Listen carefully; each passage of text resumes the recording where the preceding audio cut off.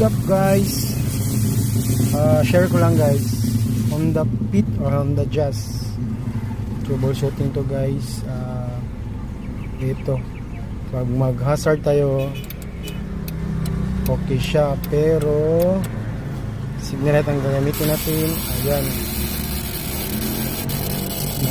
parang dangis lang, parang may dangis lang.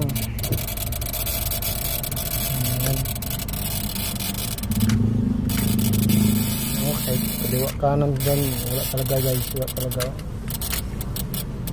palyado talaga. Pero sa hazard okay naman, pero check out this guys ha. Tingnan nyo, kaya hazard ko ay signal ko muna, tapos naka hazard, tapos anuhin ko yung hazard pa rin.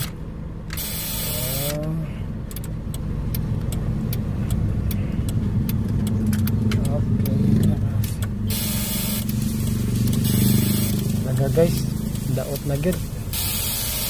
Okay.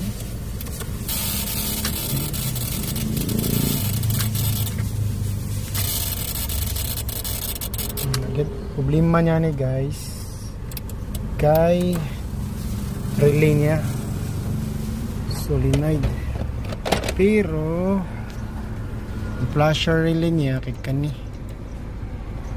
sa na buo man siya bay, buo man na tayo diskarte guys, diskarte na ito ha. Imita na siya. Okay, biduty nga flasher release up motor, biduty na siya guys. So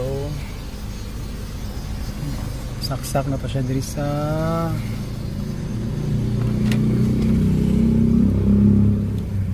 ginawa na natin to ng paraan guys, para magtarong lang ni guys ba.